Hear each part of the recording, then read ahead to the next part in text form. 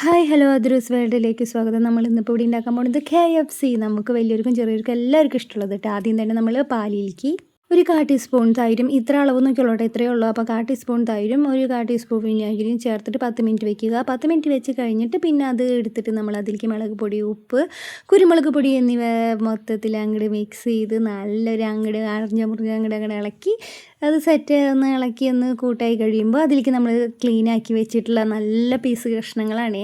അപ്പോൾ അത് അങ്ങോട്ട് നമ്മൾ അതിലേക്ക് ഇട്ടു. അത് നല്ല പോലെ ഒന്ന് മിക്സ് ചെയ്തിട്ട് സെറ്റാക്കി ഒരു നമുക്ക് എത്ര നേരം വയ്ക്കാൻ പറ്റുന്നോ അത്രയും നല്ലത്. 1 മണിക്കൂർ അല്ലെങ്കിൽ 2 മണിക്കൂറായാലും കുഴപ്പമൊന്നുമില്ല. അരമണിക്കൂറാണെങ്കിലും നമ്മളത് വെക്കുന്നതിനനുസരിച്ചാണ് ഇതിൻ്റെ ടേസ്റ്റ് ഇരിക്കുന്നത്. ഞാൻ രാവിലെ സെറ്റാക്കി വെച്ചിട്ടുണ്ടെങ്കിൽ ഉച്ചയാകുമ്പോഴേ എടുത്തുണ്ടാക്കാറുള്ളൂ.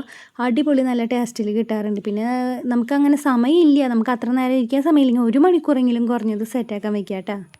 സെറ്റാക്കാൻ ഇത് കഴിഞ്ഞ് നമ്മളത് ഫ്രിഡ്ജിൽ നിന്ന് എടുത്ത് ഇനി അതിൻ്റെ പൊടിക്കൈകൾ, നമുക്ക് ടേസ്റ്റ് കൂട്ടാനുള്ള പൊടിക്കൈകളാണ് ഇനി നമ്മൾ ചേർക്കാൻ പോകുന്നത്. മൈദ, അതുപോലെ തന്നെ നമ്മൾ അടുത്തതായിട്ട് ചേർക്കുന്നത് ഉപ്പ്, കുരുമുളക്, പിന്നെ എൻ്റെ സ്പെഷ്യൽ സീക്രട്ടായിട്ടുള്ള ഇഞ്ചി, പച്ചമുളക്, വെളുത്തുള്ളി, ഈ പേസ്റ്റ് ഇതിൽ നിർബന്ധമായിട്ടും ചേർക്കണം കേട്ടോ.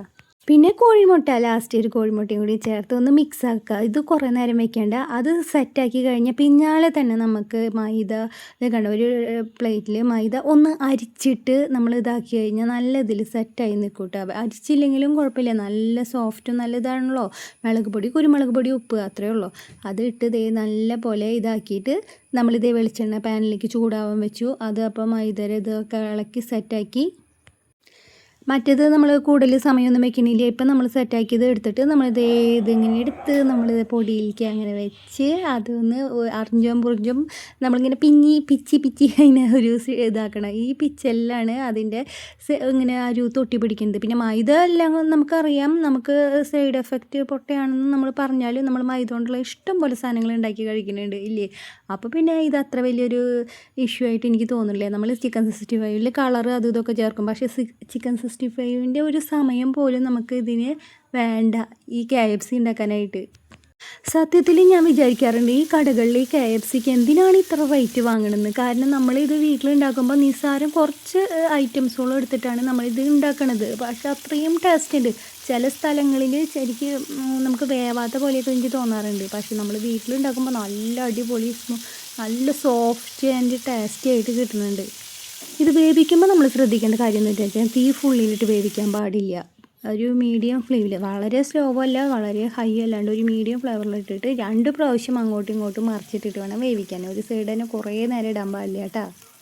കണ്ട വെളിച്ചെണ്ണയിൽ കിടന്ന് നമ്മുടെ ചുള്ളൻ ശരിയാവണ കണ്ട. ആ ഇഞ്ചിയും പച്ചമുളകൊക്കെ അതിൻ്റെ ഒരു ഇതിട്ട കാരണം കൊണ്ട് അതിൻ്റെ ആ സ്മെല്ലും ഒക്കെ ഉണ്ട്. ചിക്കൻ്റെ ആ ഒരു സ്മെല്ലും ഒന്നുമില്ല. അടിപൊളി, നല്ല ടേസ്റ്റ്, നല്ല സോഫ്റ്റ്.